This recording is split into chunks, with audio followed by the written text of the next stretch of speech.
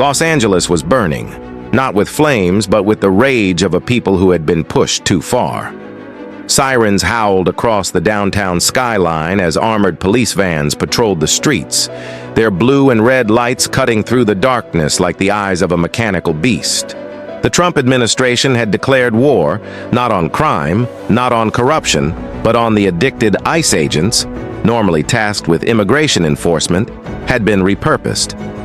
Their new mission, to round up anyone found using or dealing crystal, meth. In the name of saving the streets, the government had transformed neighborhoods into battlegrounds. Maria Vasquez had lost her brother 2 nights ago. A struggling addict, he had been pulled from their family's small apartment in Boyle Heights. No charges, no trial, just a black van and a promise that he'd be rehabilitated. But everyone knew what that meant.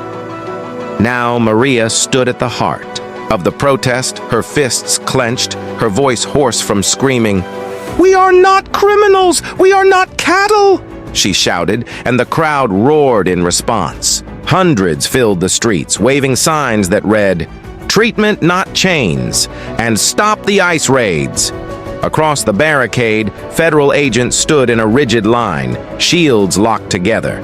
Their riot helmets turned them into faceless enforcers of a cruel decree. A voice boomed through a megaphone. "Disperse immediately. Failure to comply will be met with force."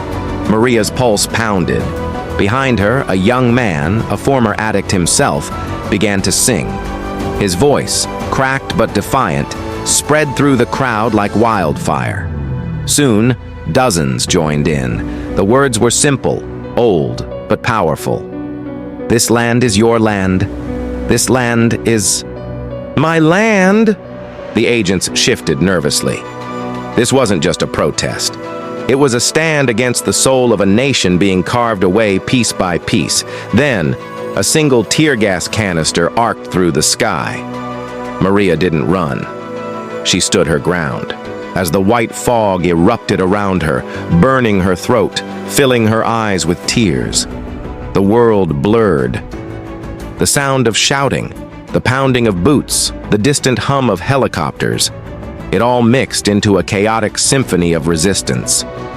And yet, through the haze, she saw something else. More people, emerging from the alleys, stepping onto the streets. Ordinary citizens who refused to stay silent.